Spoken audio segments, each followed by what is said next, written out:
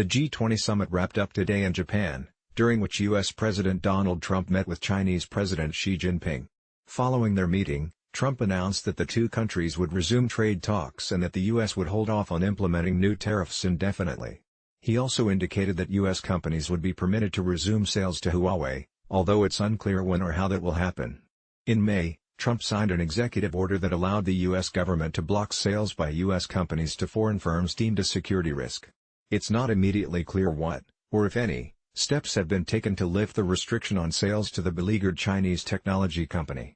According to The Washington Post, Trump told reporters that he will be meeting with U.S. officials to ease the pressure on Huawei, but also that they haven't made a formal decision to lift them yet, while The Wall Street Journal reports that he indicated that the two countries will leave what to do with the company until the end of the negotiations. Huawei is caught in the midst of the larger U.S.-China trade war.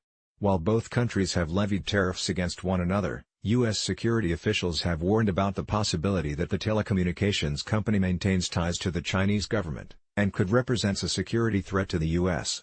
Trump's executive order prompted immediate headaches for Huawei. Google pulled the company's Android license, chipmakers stopped supplying parts, Microsoft stopped selling Huawei laptops, and the company wouldn't be allowed to use microSD cards in its devices. China reportedly planned to make a reprieve of Huawei a condition of returning to the bargaining table. Last month, Trump indicated, which U.S. Treasury Secretary Steven Mnuchin affirmed in June, that the U.S. could lift restrictions against the company, provided that the U.S. sees some forward movement on the trade talks, essentially demonstrating that the order has less to do with national security and more to do as a negotiation tactic. The countries will reportedly resume talks soon, and presumably, how the U.S. handles Huawei will be a central part of that discussion.